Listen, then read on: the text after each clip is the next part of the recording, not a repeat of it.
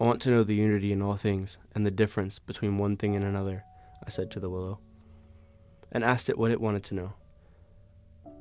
The willow said it wanted to know how to get rid of the water oak that was throwing it into the shade every afternoon at 4 o'clock.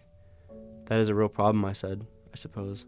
And the willow, once started, went right on saying, I can't take you for a friend, because while you must be interested in willowness, which you could find nowhere better than right here, I'll bet you're just as interested in water oakness, which you can find in a pure form right over there, a pure form of evil and death to me.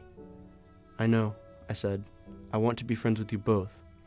But the willow sloughed into a deep grief and said, if you could just tie back some of those oak branches until I can get a little closer to mastering that domain of space up there. See it?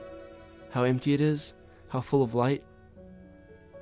Why, I said, don't I ask the water oak if he would mind withholding himself until you're more nearly even? After all, I said, you're both trees.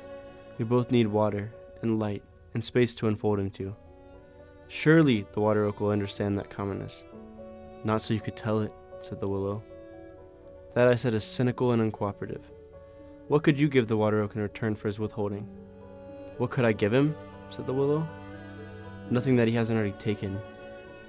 Well, I said, but does he know about the unity in all things? Does he understand that all things have a common source and end? If he could be made to see that rather deeply, don't you think he might give you a little way? No, said the willow. He'd be afraid I would take all. Would you, I said?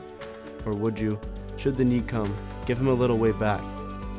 I would, said the willow, but my need is greater than his, and the trade would not be fair. Maybe not, I said, but let's approach him with our powerful concept that all things are in all, and see if he will be moved.